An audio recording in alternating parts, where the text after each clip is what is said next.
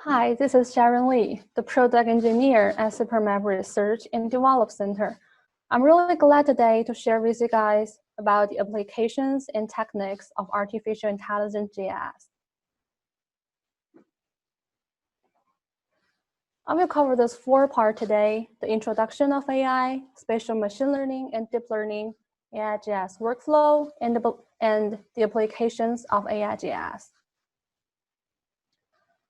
The field of artificial intelligence has progressed rapidly in recent years, matching or in some cases even surpassing human accuracy, such as in the field of text translation or the image recognition.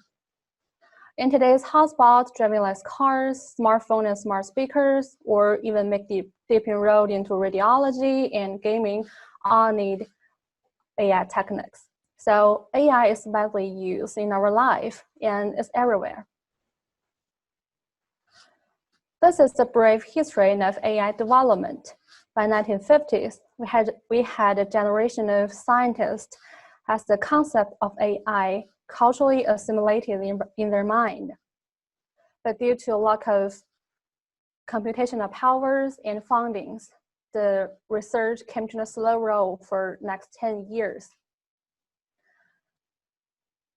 Then the investment and interest of AI boomed again in the first decade of 21st century, when machine learning was successfully applied to so many problems in academia and industry due to the development of computer hardware and new methods.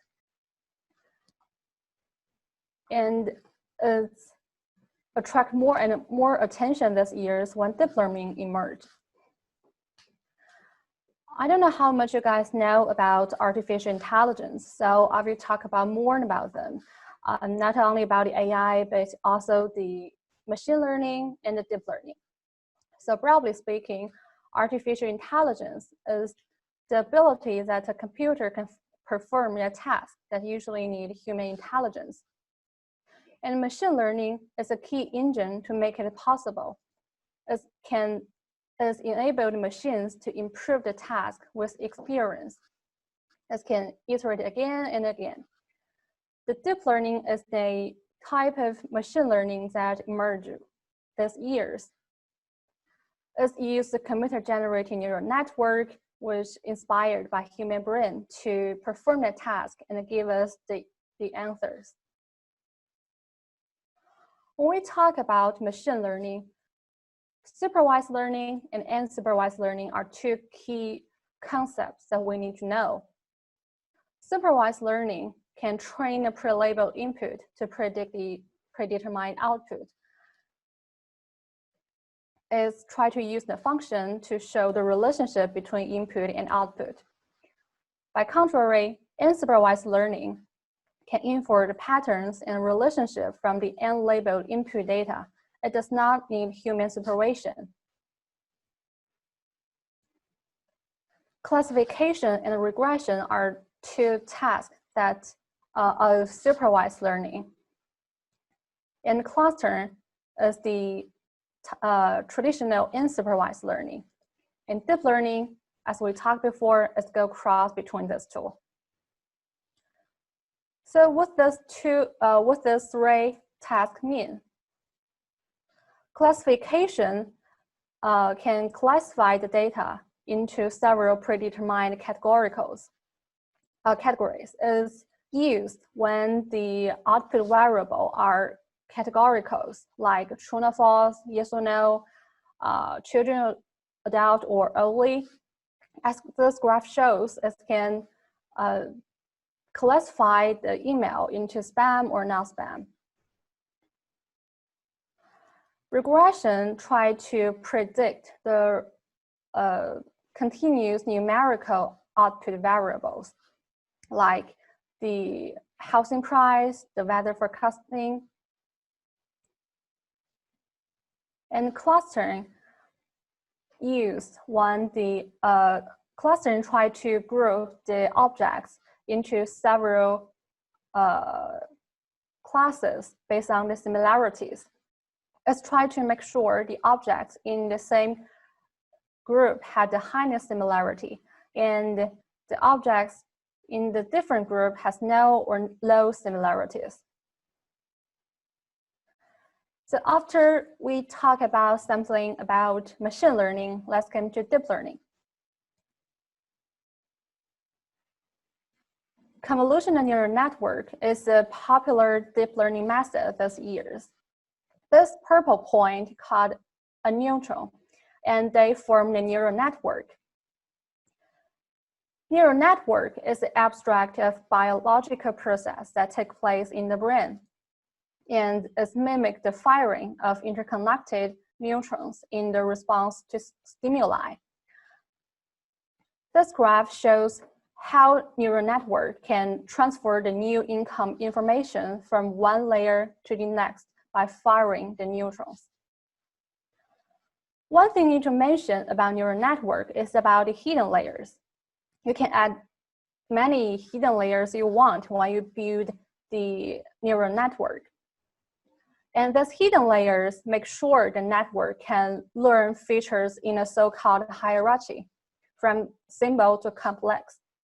Like you have some simple features, maybe 2 pixels. The network transfer the simple features from one layer to the next to form a more complex features, maybe a line. So that's why deep learning is more suitable for solving complex tasks than machine learning. Let's make a comparison of machine learning and deep learning. The key difference between these two are at the feature extraction part. In traditional machine learning, the features must be extracted by an expert.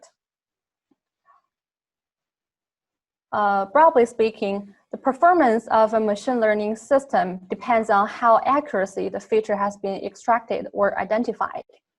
It means that you want to build a system to identify this picture as a car or not a car. In machine learning, you need to label the constituent labels that indicative of a car, maybe a wheel, a headlamp, a windscreen. But in deep learning, the computer can learn by themselves. They can know, oh, this part of image can make up a car. So deep learning can reduce the amount of human work. After a brief introduction of AI and some introduction of basic concept about machine learning and deep learning, what is AIGIS? From this term, you may know is AI plus GIS, and the answer is right. The intersection of these two technologies is merging a massive of opportunities that weren't possible before. These are 4 traditional computer-vision tasks, and we can also apply them to GIS. Like with the help of deep learning, the computer will classify this image as a road crossing. And we can also identify the planes in the satellite image. And based on semantic segmentation, we can do land cover classification. And it extracted the boundary of the buildings. So the second part is about spatial machine learning and deep learning. These are some popular spatial machine learning operators or spatial machine learning algorithms that we also classified by the 3 tasks we talked about before. You can see in classification analysis, we have the logistic regression, the decision tree classification. And in regression analysis, we have the linear regression, the geographical weighted regression, and we also have some algorithm for cluster analysis. So let's see how this operators works. A classic scenario is do spatial temporal data mining. If you only have the spatial data, maybe we have a fair amount of point features. We can analyze them by buffering or overlaying them. But if those point features combine with other non-spatial data, like census data, at that time, we need to use machine learning to help us dig the info from the huge amount of attributes.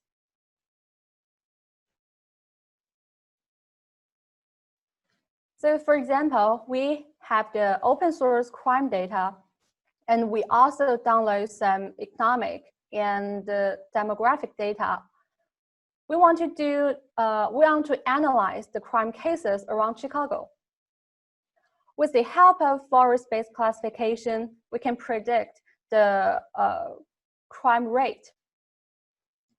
And with the use of support vector machine classification, we can know which crime type it belongs to. It's a murder, a robbery, or a traffic accident. And hotspot analysis can let us know which places the crime is mostly likely to happen. Those cases, we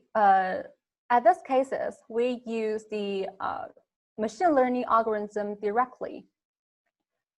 But sometimes we can integrate several machine learning algorithms, then create a comprehension model to solve some problems. For example, in these cases, we combine the artificial neural network and cellular automata to do spatial graphical simulation. Geographical simulation can let us know how the world itself is changing, like detecting or analyze the land cover change over space and time. These are how the model works, but I won't go deep through it. This is what we got. We want to predict the land cover change between 2001 and 2008. You can see the resident area is expanded. We compare our result with the real data, and our accuracy is about 83%. Of course, you can create your own model to increase accuracy. So let's come to deep learning operators. With the help of deep learning, we can detect and extract the object in the image and do some classification analysis. We can also do a 3D analysis or map spatial temporal analysis. So let's see some examples. This is an example about binary classification. Binary classification is classified image into two classes, the background and our interest categories. So we use them to extract the building footprint at these cases. The model we use, called FPN, is a feature pyramid network that can improve the accuracy by combining the semantically feature at different scale. So here is what we got. You can see our model did a really good job in building extraction. And the next instance is about object extraction based on instance segmentation. The model we use is Mask RCNN. So we have a satellite image about photovoltaic panels, and we want to extract the boundary of each panel.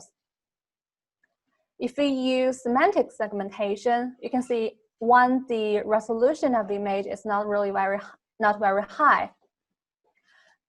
The panel boundaries will adhere with their neighbors. But if we use instance segmentation, you can see each of the panel boundaries has been extracted intelligently.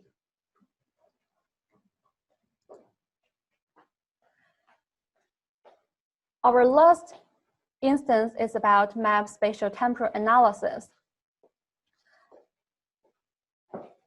If you guys care about deep learning, even know graph neural network is the popular deep learning models these years.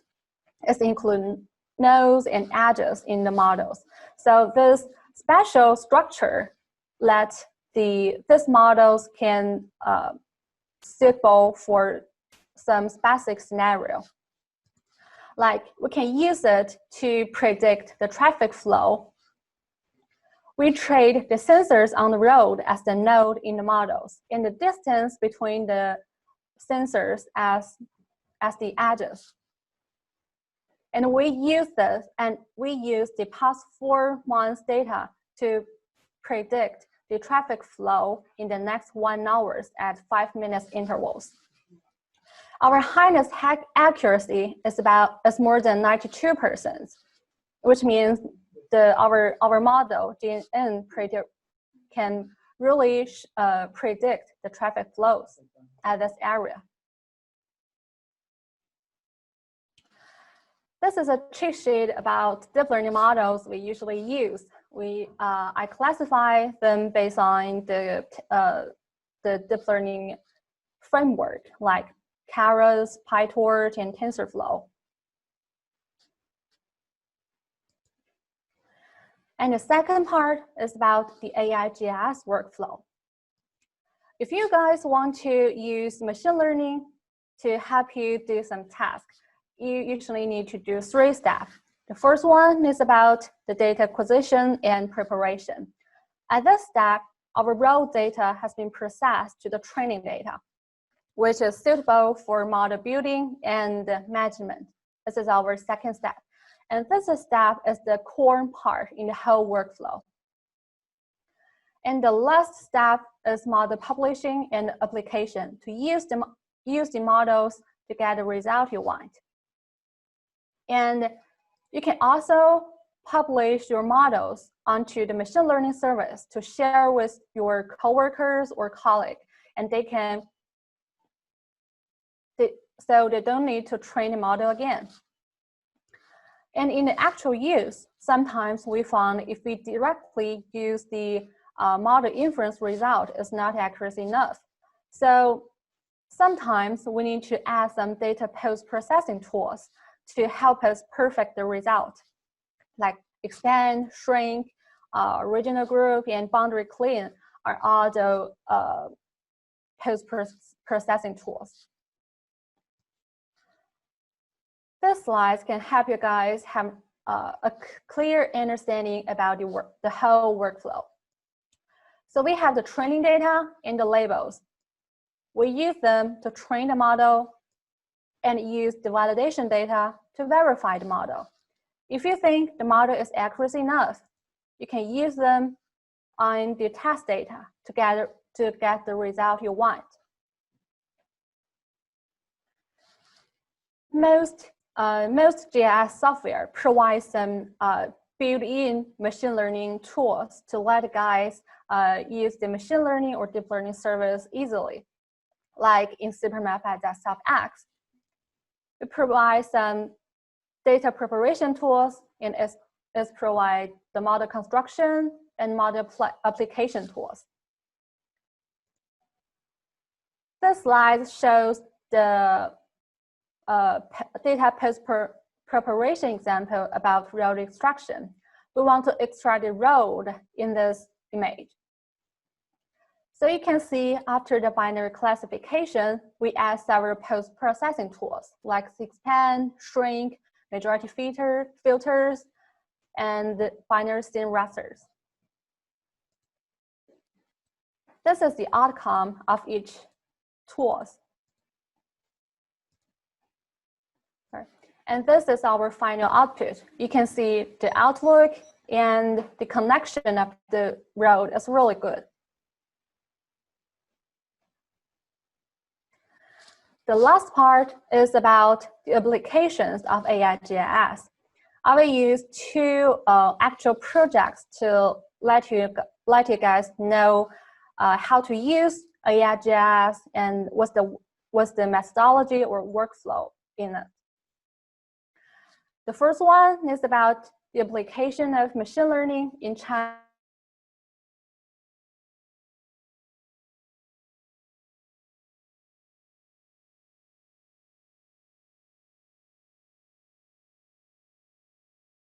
Chinese herbal medicine traceability and to know the chemical construction of this herb. And we use the statistic result to train a model and use the model to find a region.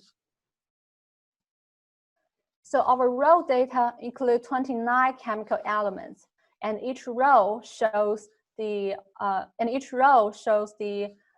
chemical constructions of the herb belong to that region. And the model we used is called gradient lifting. And then we apply the model to get our result. So this is our result. If we use only one element to train the models, you can see we can exclude some places, but we still can't distinguish between these 5. If we use 4 elements, the probability that this purple band shows has been increased, but we still can't totally rule out the last 3 places. And if we use all the elements to train the models, we will probably sure that our herb belongs to Zhejiang province, because you can see the probability is more than 95%. So that's how the machine learning help us in trace the Chinese herb origins. The next example is about the application of deep learning in river governance. We want to identify the illegal constructions around the rivers, like this illegal buildings and this garbages. And our at data preparation part, we need to label the building surface first. And at the model training part, we test several models to make sure our model have the best performance. And we use GPU to train and apply our model to reduce the execution time. So let's see what our data looks like. We have 41 frame satellite image around the Luanhe River region, and we selected one that has the best quality, and then drew 3,000 polygons in this image. At the model selection process, we test the 3 models, the Foster RCN, Moscow RCN, and the Cascade RCN. And finally, we decide to use the Cascade RCN because you can see from the evaluation metric column, Cascade RCN has the highest accuracy, recall, and F1 value, which means this model has can do a better job than the other tool. So we test our model in different scenarios, large scale scenario and small scale scenario. Our model can both identify the building successfully. And we also test our models in different building distributions, like density distributions or sporadic distributions. Our model can all identify the building. So our model have a great generalization ability. Besides the satellite image we talked before, we can also use the camera on the video surveillance system or mobile device to help us identify the land violations. With the help of deep learning, we can avoid some problems that we can face in the traditional way, like low accuracy or low efficiency. So we can also apply AIGIS in other fields, like we can use AI to do attribute collecting. This is the illegal parking car, we can scan this car and we will know the plate number, the type, and the color of the car. And we can also use AIGIS to build a real-time AI vehicle recognition platform to recognize the traffic rule violation. I will go through this quickly because my colleague will mention it in details later. So this is a summary about today's, about my whole slides. So AIGIS include spatial machine learning and deep learning. And we also talk about some things about the processing tools. And we also mentioned the AI attribute collection and the spatial analysis for AI. The framework, library, and data are the support of all the functions. So that's all the things I want to share with you guys. You can reach us here by scanning this QR code, and thanks for your listening.